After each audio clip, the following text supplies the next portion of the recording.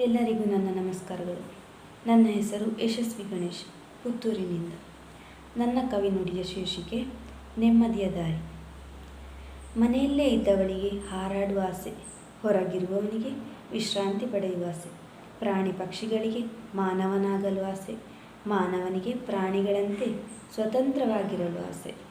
ಅವಿದ್ಯಾವಂತನಿಗೆ ವಿದ್ಯಾವಂತನ ಮೇಲೆ ಅಸೂಯೆ, ವಿದ್ಯಾವಂತನಿಗೆ ಶ್ರೀಮಂತನ ಕಂಡು ಅಸೂಯೆ.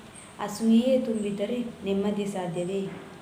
ಛಲ ಸಾಧಿಸಿ ಗುರಿಯ ಜಯಿಸಬಹುದಲ್ಲವೇ?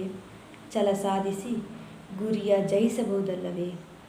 ಸಹನಾಮಯಿ ಸತಿಗೆ ಕುಡುಕಪತಿಯ ಹಿಂಸೆ, ದುಡಿದರೂ ಗಂಡಸಿಗೆ ಹಣದ ಕೊರತೆ.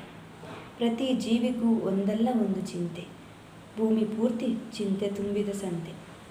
ಈ ಎಲ್ಲ ಮನದ ದುಗುಡವ ಬದಿಗಿಟ್ಟು ಕೊಂಚ ಚಿಂತಿಸು ಮನಸ್ಸಿಟ್ಟು.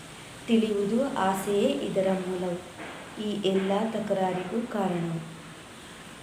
ಧನ್ಯವಾದಗಳು.